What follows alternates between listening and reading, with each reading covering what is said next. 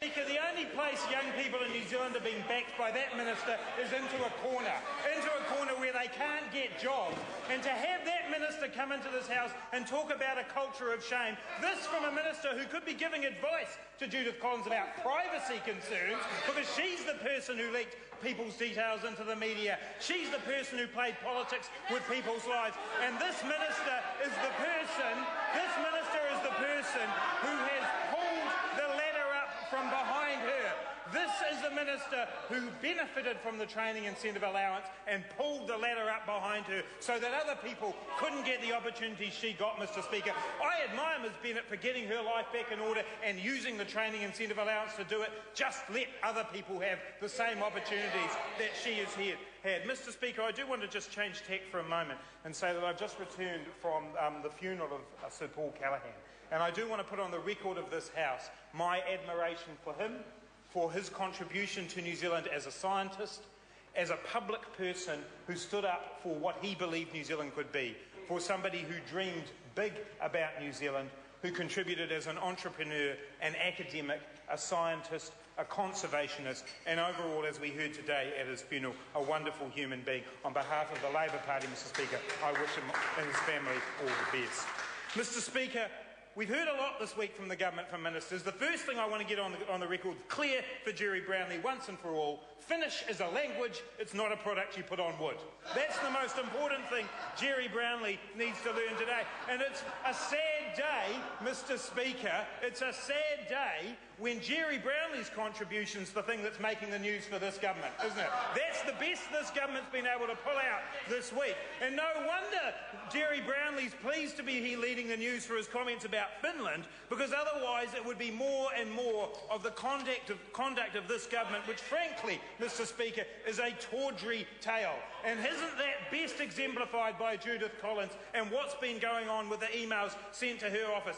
The National Party must be a viper's nest at the moment, mustn't it? We've got Michelle Bogue, we've got Bronwyn Puller, we've got Judith Collins, and we've got Nick Smith, who has suffered out of all of this. What we want to know on this side of the House is what happened to that email that Michelle Bogue sent to the office. And I'm glad, Mr. Speaker, to hear today that there will be a forensic examination of the emails that have come into Judith Collins' office. What I call on her today is to ensure that that's all the emails in, the emails out, the text messages, and all of the staff in her office, all portfolios and phone calls that went from that office. Because, Mr. Speaker, we know there are many National Party figures involved in this. The mention of Simon Lusk's name.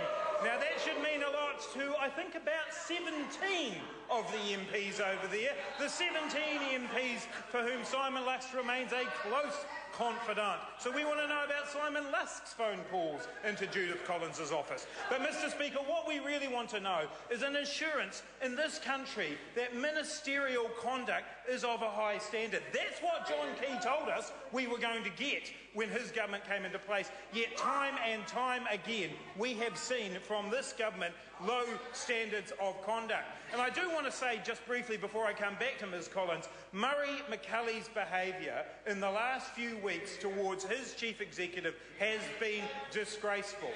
There is no doubt that change was needed in the Ministry of Foreign Affairs and Trade, but to wash his hands of that completely, to dump on his chief executive by sending a letter out to the media criticising reform proposals, Mr. Speaker, that only exist because Murray McCully wants to cut $40 million from the Ministry of Foreign Affairs Trade budget. And what's more, it's a chief executive who cannot fight back in public. That kind of behaviour is disgraceful, Mr. Speaker, but that's the standard of ministerial conduct that we're now seeing. And in the case of ACC, I find it unbelievable that Judith Collins, the Minister, can say only 4 people have seen this email, 2 of them are in her office, her and one of her staff members, and she names the other 2 people as John Judge, the chair of ACC, and Ralph Stewart, the chief executive of ACC. That is once again dropping in those people and saying, if it isn't me, it must be them. Now, there is another theory out there, of course, that Michelle Bogue leaked her own email, and I don't know how things go inside the National Party, but I guess that could be possible. But that's what's dominating the news headlines, Mr Speaker. Jerry Brownlee in Finland, Judith Collins in ACC. What we should be hearing from the National Party is their plan for the economy. Just one plan, not 120 points, but they don't have one. Mr Speaker, Nicky Wagner. it will be no surprise to this House that I'm a one-eyed Cantabrian. In fact, all the local Christchurch MPs have been absolutely one-eyed in our focus on our city and how we can help it since September 10. We've mourned the loss of our dead, we've mourned the loss of our beautiful city and many of our heritage buildings, and we've mourned the loss of our unique lifestyle and of the normality that all of us had taken for granted pre-earthquake.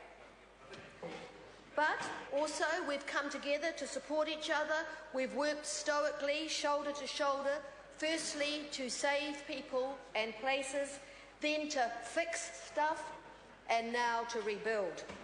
And I hasten to add that we have been supported all the way.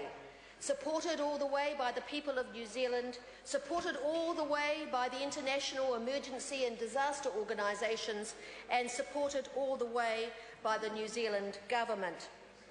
Rebuilding Christchurch is a strong focus of this John Key national-led government. And despite really tough times and really difficult decisions that have had to be made since September 2010, I think we've done a pretty good job. Getting the economy up and running was a big challenge, and the government's 4-week, 8-week or even 12-week subsidy got many businesses through that time, and I've been thanked continually for the last few months